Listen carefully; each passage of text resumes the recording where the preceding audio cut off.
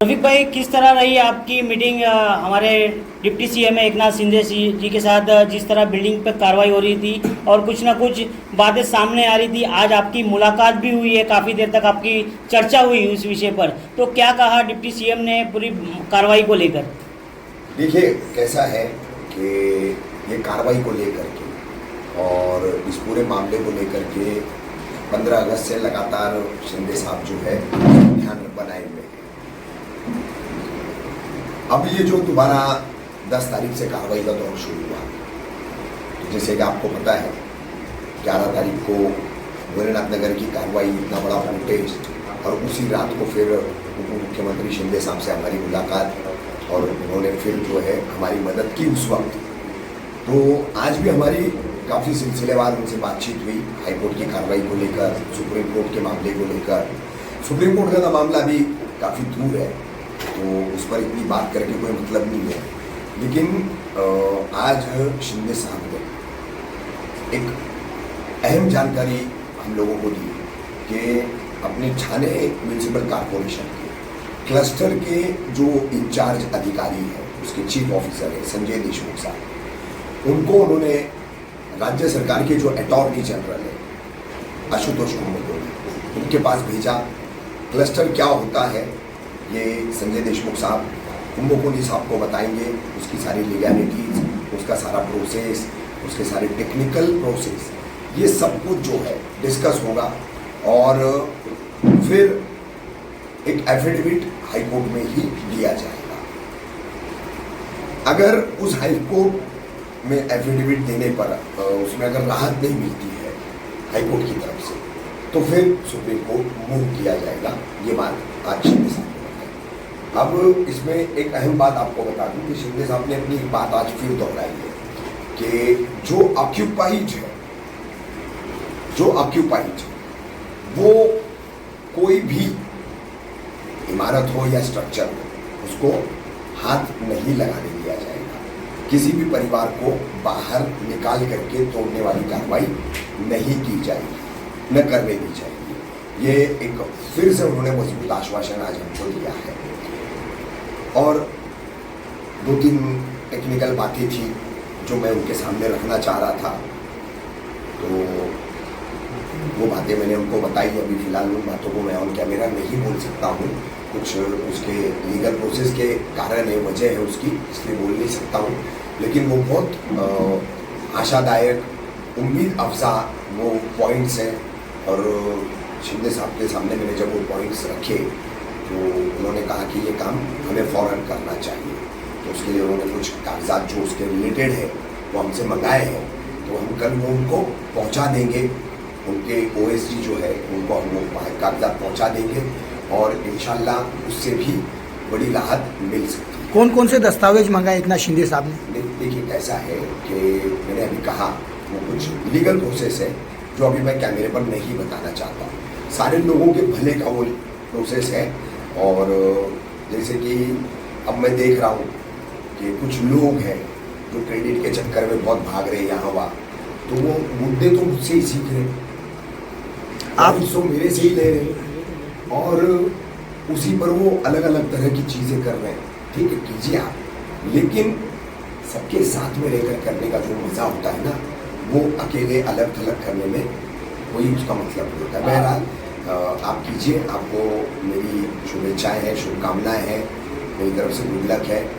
और जहाँ भी अगर उसमें सही काम होगा, जायज़ काम होगा, मेरी ज़रूरत होगी तो मैं वहाँ भी आऊँगा। जब जैसे आपने बताया कि लीगल प्रोसीजर किया जाएगा, उस दौरान काफ़ी टाइम लगेगा, उस दौरान जो है कार्रवाई रुकेगी या फिर कार्रवाई के लिए जो है मनपा पहुँचेगी? नहीं, देखिए कैसा है, मनपा भी हाईकोर्ट के आदेशों में बनी हुई है। हाईकोर्ट के जो आदेश है उसके हिसाब से असल में देखिए मसला कैसा है, इसमें हमको अब जो तकलीफें हो रही ना, वो हाईकोर्ट नहीं तकलीफ दे रहा है, उसके आदेश नहीं तकलीफ दे रहे। हमको तकलीफ कौन दे रहा है? Inquiry commission. उस इंक्वायरी कमीशन में जाने वाली शिकायतें, जो पहले 53 की लिस्ट, फिर 52 की लिस्ट, ये जो तमाम चीज़ें हैं, अब वो प्रोसेस चल रहा है और उसी के चलते ये तमाम तकलीफें आ रही हैं। बहरहाल आप सभी के माध्यम से मैं एक बात कह दूँगा, आप लोगों के चैनलों के ज़रिए, मेरे अपने चैनल के ज़रिए आज ये मैसेज मैं सब लोगों को दे रहा हूँ कि मदद हमको ऊपरी सतह से, हायर लेवल से अच्छी खासी मिल रही है। उसके बावजूद मैंने शिंदे साहब के सामने बात रखी कि साहब ठीक है, लेकिन हम आंदोलन नहीं रोकेंगे, हम आंदोलन जारी रखेंगे। जहाँ भी कार्रवाई आएगी, अगर इस तरीके से लोगों को बेघर किया जाएगा तो खड़े रह करके हम वहाँ पर जो है उस कार्रवाई का विरोध में प्रोटेस्ट करेंगे। तो साहब ने हमको आश्वासन दिया कि आपके उस आंदोलन में, आपके उस प्रोटेस्ट में मेरा पूरा आपको साथ है, सपोर्ट है और मैं आपकी पीठ पर खड़ा हूँ। आप जहाँ ज़रूरत पड़े आप आंदोलन अपना कीजिए, वो आपका हक है, अधिकार है। रफीक भाई, जिस तरह आपने आवाज़ तो उठाई है, आपने बात भी की है डिप्टी सीएम से, पर अभी भी कुछ ऐसे कुछ बिल्डर है जो सुप्रीम कोर्ट जाने की तैयारी कर रहे हैं, तो आखिर उन लोगों को क्या ज़रूरत है सुप्रीम कोर्ट जाने की, जबकि डिप्टी सीएम ने खुद वादा किया है कि कुछ कार्रवाई नहीं होने देगी, तो क्यों ये कोर्ट को दरवाज़ा खटखटाया जा रहा है अभी? नहीं भाई, अभी देखिए कैसा है, वो बिल्डर कौन है, क्यों जाना चाह रहे सुप्रीम कोर्ट, क्या उनके पास लीगल ग्राउंड है, किस ग्राउंड पर वो सुप्रीम कोर्ट से स्टे ऑर्डर ला सकते हैं, इसकी मुझे कोई जानकारी है नहीं। बहरहाल कोई जा रहे हैं तो जाएं, लेकिन मेरी एक सलाह है कि आप कानूनी उसमें जो है ना सारे मामला की जांच पड़ताल करें, अच्छे से उसको जांचें परखें चीज़ों को और उसके बाद जाएं, क्योंकि अब तक सुप्रीम कोर्ट में जहाँ तक मुझे जानकारी है लगभग 2 petition SLP special leave petition ये सुप्रीम कोर्ट में फाइल हुई थी। फर्स्ट AVK की कार्रवाई जब शुरू हुई 13 तारीख को, तो 15 तारीख को एक पिटीशन जो है फाइल हुई थी, जो पहली पिटीशन थी और सुप्रीम कोर्ट ने रिजेक्ट की थी। उसके बाद एक और हुई थी, वो भी रिजेक्ट हुई है। तो कहीं ना कहीं एक चीज़ जो है सवाल उठता है कि कानून की व्याख्या में गरीब की जगह कहाँ है। लीगल डेफिनेशंस जो होते हैं उन डेफिनेशंस में where is the poor man, where is the poor families, ये सवाल उठता है। तो कानून अगर गरीबों को न्याय न दे सके, अदालतें अगर गरीबों को न्याय न दे सके, तो फिर वो कानून की समीक्षा करना, उसका एनालाइज करना बहुत ज़रूरी हो जाता है, जिसके चलते गरीब को न्याय नहीं मिले। इसीलिए मैंने कहा कि कानून की व्याख्या गरीब के लिए नहीं है, कानून की व्याख्या में गरीब कहाँ है, ये मेरा अहम मुद्दा है।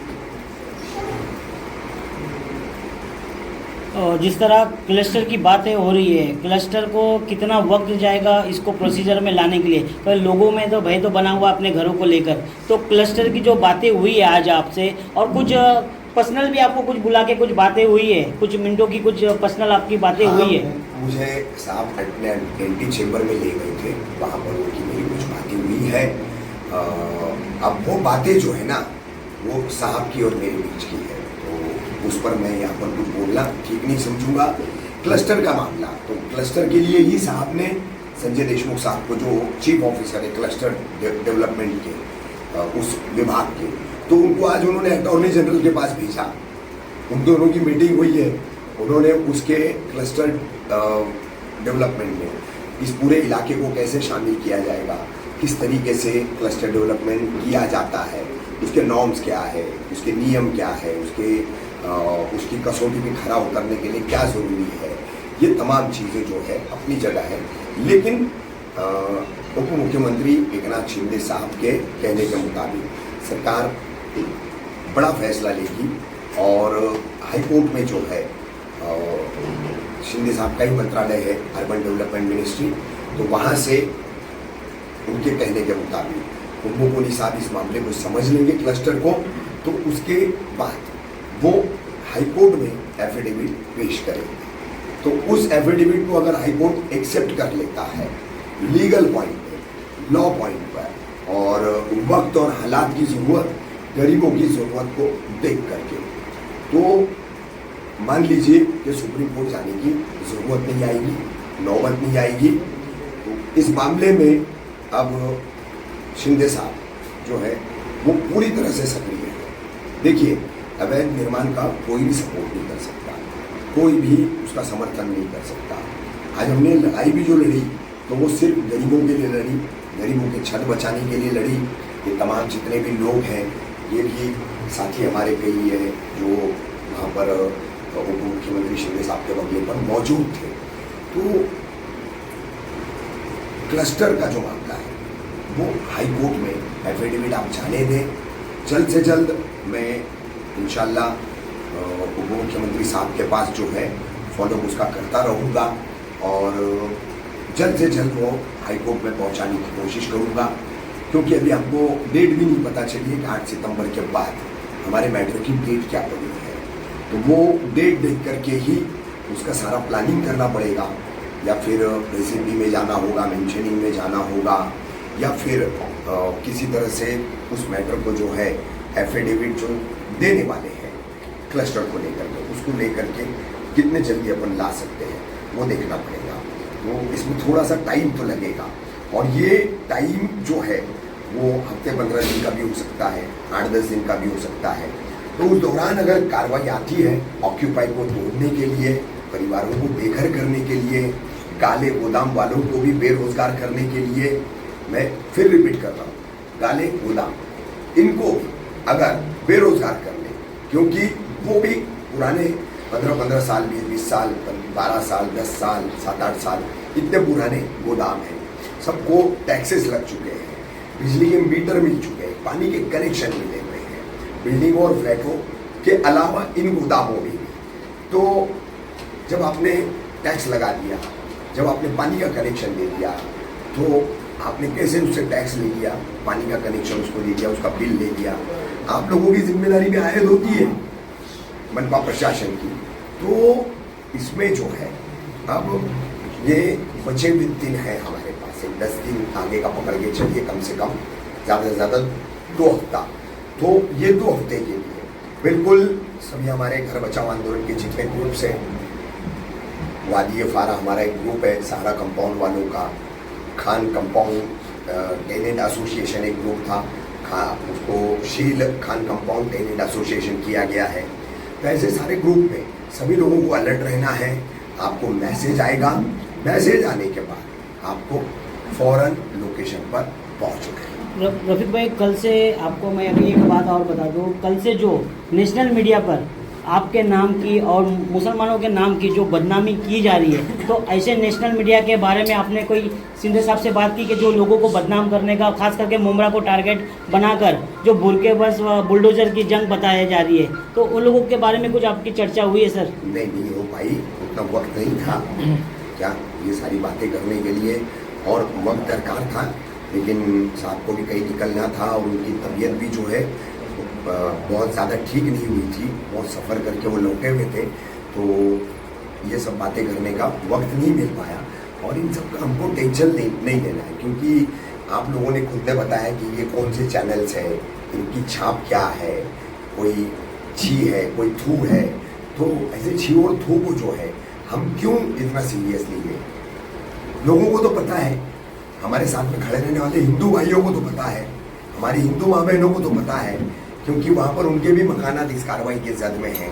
तो उनको नैरेटिव सेट करना है, बुरका वर्सेस बुलडोजर या टूट पड़ी गैंग, ये वो जो भी है तो वो करेंगे ही। और मैं तो देखिए, भोलेनाथ नगर में वो इंडिया टीवी वालों ने मेरा इंटरव्यू लिया था, मैंने कहा था आपके रजत शर्मा नहीं दिखाएंगे, नहीं दिखाया उन्होंने। उसी तरह से कल मैंने छी न्यूज़ वाले को बोला कि भाई तुम्हारा भी चैनल हमको दिखाएगा नहीं, हमारी बात लोगों तक पहुंचाएगा नहीं, उसने भी नहीं दिखाया। ठीक है, वो टाइम्स नाउ वाले थे कोई, वो उनको भी हमने कहा, वो तो स्टडी ही नहीं करके आए थे, हाईकोर्ट का ऑर्डर है, हाईकोर्ट का ऑर्डर है, हाईकोर्ट का ऑर्डर है। अरे कहाँ का ऑर्डर है, किसके लिए ऑर्डर है, कैसा ऑर्डर है, कुछ स्टडी तो करो, पत्रकार हो, बस बुक पकड़ लियो और एक विशिष्ट विचारधारा के तहत चलना है और एक समुदाय विशेष को सिर्फ निशाना बना करके खबरें बनाना है। उनको तो झंडे का और देश का कलर ही नहीं पता है, झंडे इस्लामिक झंडे को पाकिस्तानी झंडा बता के ऐसा वायरल कर रहे थे, वो बातें कर रहे थे ऐसी। हाँ, असल में वही जवाब तो कल उनको जो है वो थप्पड़ गणेश मुंडे ने लगाया, हमारे हिंदू भाई ने लगाया कि इनको पाकिस्तानी झंडा और इस्लामिक झंडे का फर्क नहीं मालूम है। तो ये नेशनल न्यूज़ वाले कैसे कहलाते खुद को, कैसे ये नेशनल न्यूज़ चैनल जो अपने आप को बोलते हैं?